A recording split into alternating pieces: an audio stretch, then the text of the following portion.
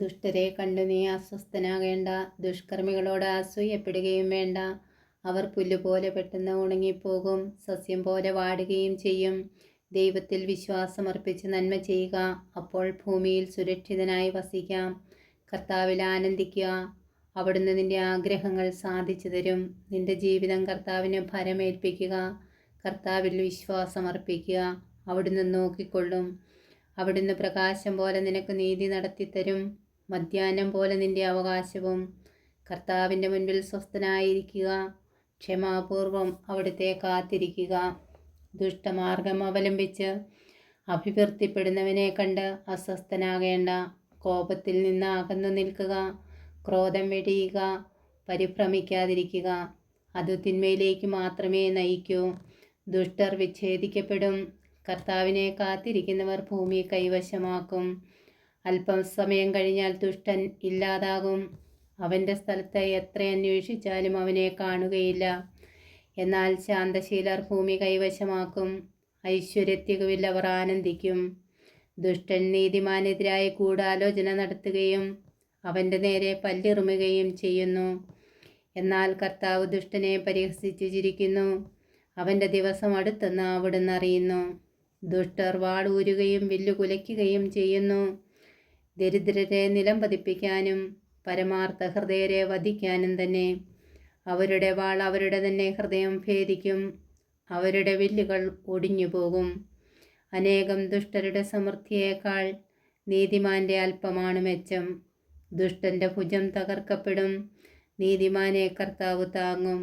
കർത്താവ് നിഷ്കളങ്കരുടെ ദിനങ്ങൾ അറിയുന്നു, അവരുടെ അവകാശം ശാശ്വതമായിരിക്കും. അവർ അനർത്ഥകാലത്ത് ലജ്ജിതരാവുകയില്ല, ക്ഷാമകാലത്ത് അവർക്ക് സമൃദ്ധിയുണ്ടാകും. ദുഷ്ടർ നശിക്കുന്നു, കർത്താവിൻ്റെ ശത്രുക്കൾ പുൽമേടുകളുടെ തഴപ്പ് പോലെയാണ്.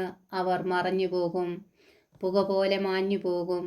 ദുഷ്ടർ വായ്പ വാങ്ങിക്കും, തിരിച്ചു കൊടുക്കാൻ അവർക്ക് കഴിയുകയില്ല. എന്നാൽ നീതിമാൻ ഉദാരമായി ദാനം ചെയ്യുന്നു. കർത്താവിനാൽ അനുഗ്രഹീതർ ഭൂമി കൈവശമാക്കും, അവിടുത്തെ ശാപമേറ്റവർ വിച്ഛേദിക്കപ്പെടും. മനുഷ്യൻ്റെ പാദങ്ങളെ നയിക്കുന്നത് കർത്താവാണ്, തനിക്ക് പ്രീതികരമായി ചരിക്കുന്നവനെ അവിടുന്ന് സുസ്ഥിരനാക്കും. അവൻ വീണേക്കാം, എന്നാൽ അത് മാരകമായിരിക്കുകയില്ല. കർത്താവ് അവൻ്റെ കയ്യിൽ പിടിച്ചിട്ടുണ്ട്. ഞാൻ ചെറുപ്പമായിരുന്നു, ഇപ്പോൾ വൃദ്ധനായി. നീതിമാൻ പരിത്യജിക്കപ്പെടുന്നതോ അവൻ്റെ മക്കൾ ഭിക്ഷയാചിക്കുന്നതോ ഞാൻ ഇന്നോളം കണ്ടിട്ടില്ല. അവൻ എപ്പോഴും ഉദാരമായി ദാനം ചെയ്യുകയും വായ്പ കൊടുക്കുകയും ചെയ്യുന്നു. അവൻ്റെ സന്തതി അനുഗ്രഹത്തിന് കാരണമാകും. തിന്മയിൽ നിന്ന് അകന്ന് നന്മ ചെയ്യുക, എന്നാൽ നിനക്ക് സ്ഥിരപ്രതിഷ്ഠ ലഭിക്കും. കർത്താവ് നീതിയെ സ്നേഹിക്കുന്നു, അവിടുന്ന് തൻ്റെ വിശുദ്ധരെ പരിത്യജിക്കുകയില്ല. നീതിമാന്മാർ എന്നേക്കും പരിപാലിക്കപ്പെടും, എന്നാൽ ദുഷ്ടരുടെ സന്തതി വിച്ഛേദിക്കപ്പെടും. നീതിമാന്മാർ ഭൂമി കൈവശമാക്കും, അതിൽ നിത്യം വസിക്കുകയും ചെയ്യും. നീതിമാന്റെ അധരങ്ങൾ ജ്ഞാനം സംസാരിക്കുന്നു, അവൻ്റെ നാവിൽ നിന്ന് നീതി ഉതിരുന്നു. ദൈവത്തിൻ്റെ നിയമം അവൻ്റെ ഹൃദയത്തിൽ കുടികൊള്ളുന്നു, അവൻ്റെ കാലടികൾ വഴുതുന്നില്ല. ദുഷ്ടൻ നീതിമാനെ നിരീക്ഷിച്ചു കൊണ്ടിരിക്കുന്നു, അവനെ വധിക്കാൻ തക്കം നോക്കുന്നു. കർത്താവ് അവനെ ദുഷ്ടന് വിട്ടുകൊടുക്കുകയില്ല, ന്യായവിസ്താരത്തിൽ കുറ്റം വിധിക്കപ്പെടാൻ സമ്മതിക്കുകയുമില്ല. കർത്താവിനെ കാത്തിരിക്കുക, അവിടുത്തെ മാർഗത്തിൽ ചരിക്കുക. ഭൂമി അവകാശമായി തന്ന അവിടുന്ന് നിന്നെ ആദരിക്കും. ദുഷ്ടരുടെ നാശം നീ കാണും. ദുഷ്ടൻ പ്രബലനാകുന്നതും ലെബനോനിലെ ദേവദാരു പോലെ ഉയർന്നു നിൽക്കുന്നതും ഞാൻ കണ്ടിട്ടുണ്ട്. പിന്നീട് ഞാൻ അതിലെ കടന്നു പോയപ്പോൾ അവൻ അവിടെ ഉണ്ടായിരുന്നില്ല. അവനെ അന്വേഷിച്ചു, കണ്ടില്ല. നിഷ്കളങ്കനെ ശ്രദ്ധിക്കുക, സത്യസന്ധനെ സൂക്ഷിച്ചു നോക്കുക.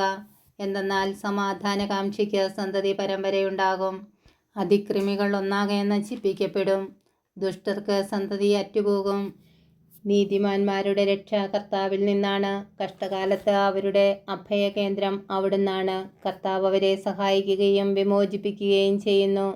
അവിടുന്ന് അവരെ ദുഷ്ടരിൽ നിന്ന് മോചിപ്പിക്കുകയും രക്ഷിക്കുകയും ചെയ്യും. കർത്താവിലാണ് അവർ അഭയം തേടിയത്. സങ്കീർത്തനം 37. നീതിമാനും ദുഷ്ടനും.